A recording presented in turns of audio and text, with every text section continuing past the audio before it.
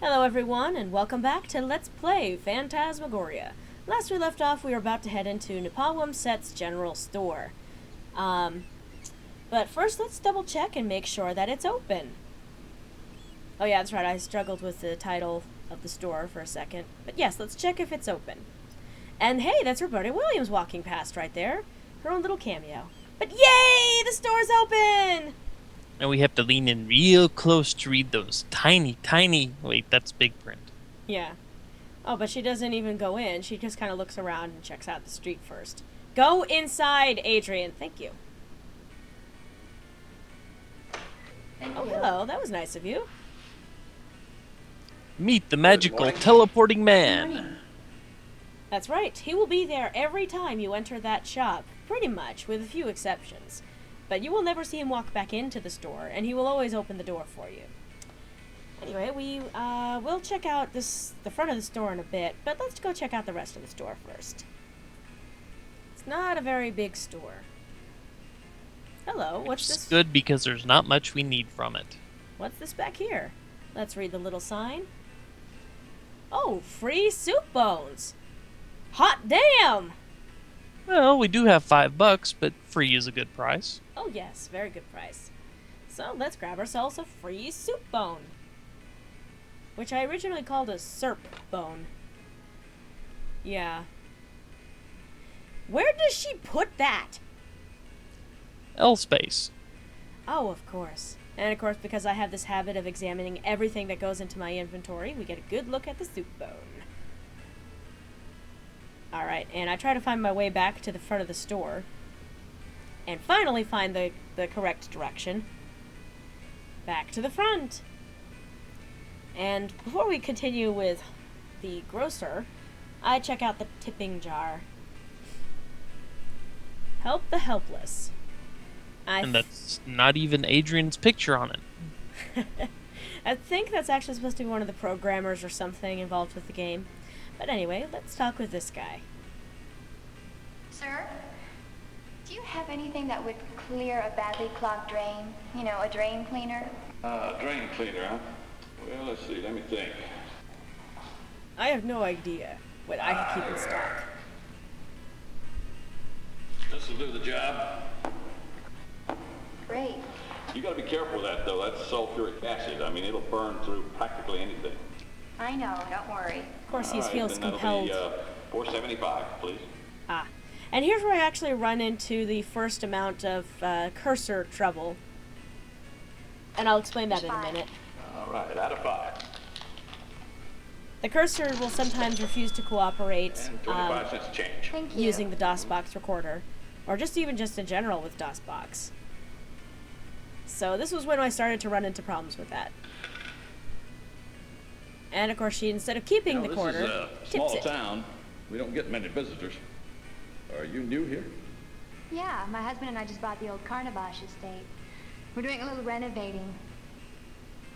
The Carnavash estate. So you're the ones who moved there.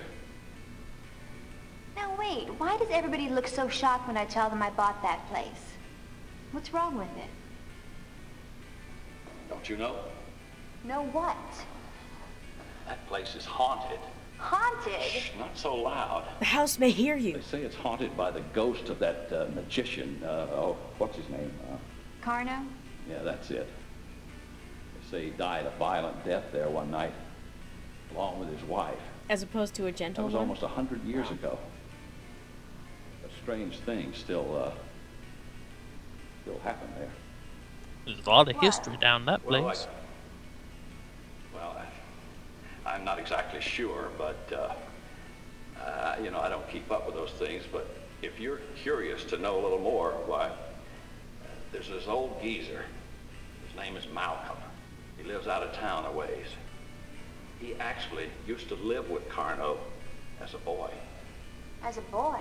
How old is this guy? I would imagine around $100 years or so. I haven't seen him Dollars? for quite a while, but I'll tell you, he is old. He's going to be over 100.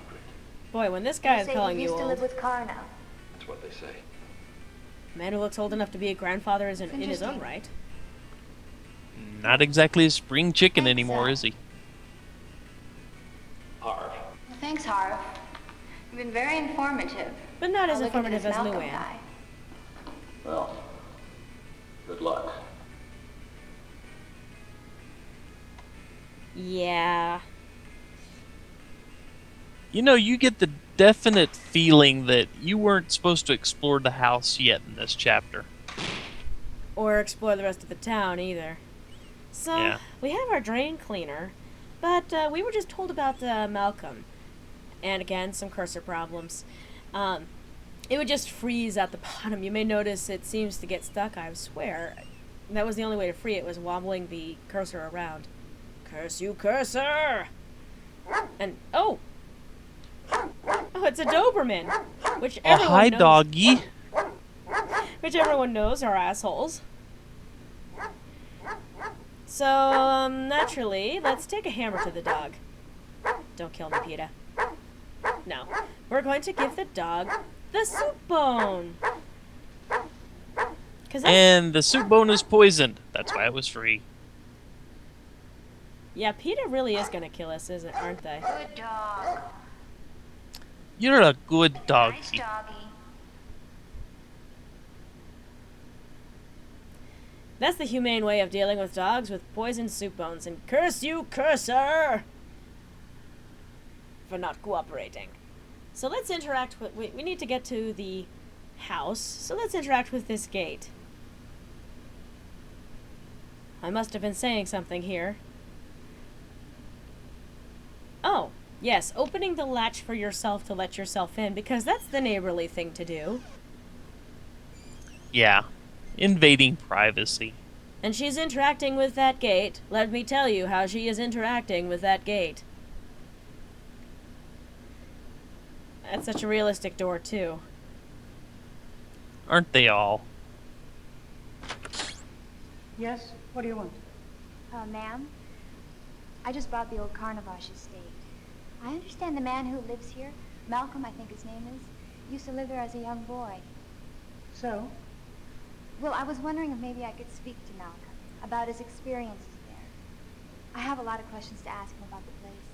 No. Mr. Warm Shadow is a very old man. I don't see any reason for you to come in and upset him with unpleasant memories.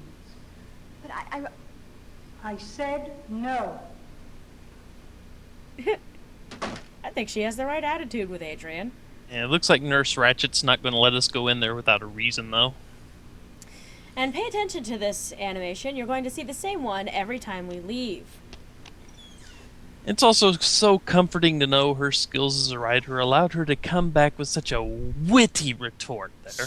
She just closed the door on her hand. Ow! Alright, so we were debating going to see Bob Thompkins, and it's a shame we didn't because we missed such a fascinating cutscene. I thought we could do it later, so I thought we would come back. But at any rate, it's time to go home. Home is where the heart is. On the table, on the platter. And the barn door is open! But we're not going to check that out just yet. No, you see, there's actually a very special Easter egg that they put into this part of the... specifically this chapter. It requires you to do something completely random, too. Like, not something that you would normally think to do. You would have to be randomly toying around with things, randomly playing around with things. And not even intuitively. I mean, it's not like just clicking on, a seat next to a toilet or anything like that. Well, yeah. And more cursor trouble. Curse you, cursor! You have to go about a mile out of your way to pull this one off. So naturally, we have to go into the cellar. The cellar with a dungeon cell. And at this point, I'm starting to get impatient with all the cutscenes, so I just start going, no, go, just skip, go, I don't care, go. So you go down into the cellar, and you go into the dungeon cell. And here's the special Easter egg. You take the drain cleaner, and you click it on the manacles. And you notice there's a little spot of red on Adrienne's head. And strangely enough, you didn't even have to really click it on the manacles. It activates as soon as you pick up the drain cleaner. Yeah, I always heard that it was you click it on the manacles, but I guess you just have to be in the presence. But as soon as she moves, the red spot on her head, which I think was supposed to be blood, disappears. Yeah, their CGI in this part, it wasn't a very well planned out Easter egg. Probably something they did at the last second.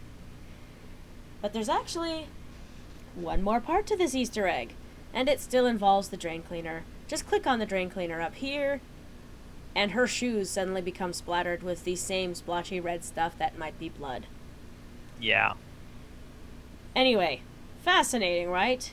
And once again, I'm skipping all of the cutscenes because, come on, let's go. We don't need to pad this out any further than necessary. Look how long Chapter 1 took.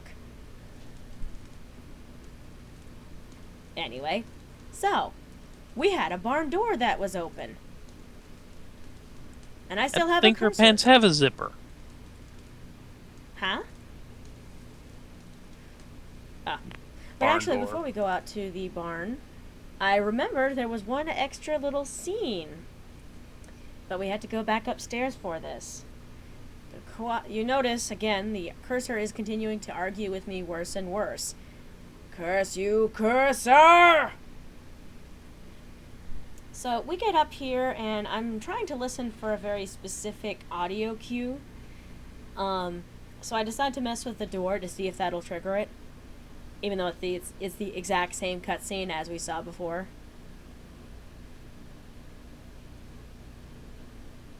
There's a key stuck in the keyhole. Yes, there is. Said just as convincingly as it was said the first time. Yup. And you hear that? Why, that's a baby.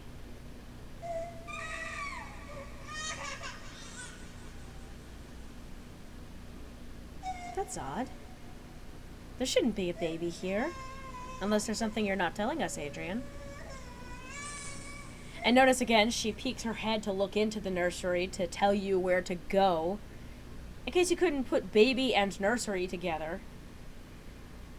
So, let's take that advice. Uh-oh.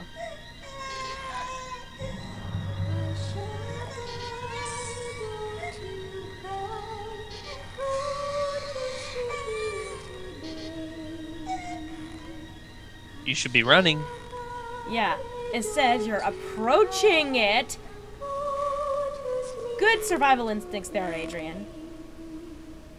Black Sundays, dapples and grays, are the prettiest of all. Oh. And once again, Adrienne's able to kill all the music in the room. But here she actually gets the right idea and retreats from the room.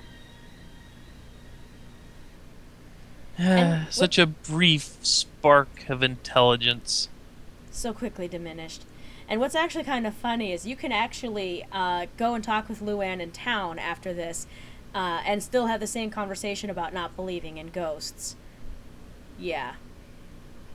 So it's about time for us to head out to the barn, but we're just about out of time for this installment of Let's Play Phantasmagoria. I hope to see you next time where we go and explore what's going on with the barn. And, well, give the drain cleaner to Dawn. Hope to see you next time, folks. Take care, everyone.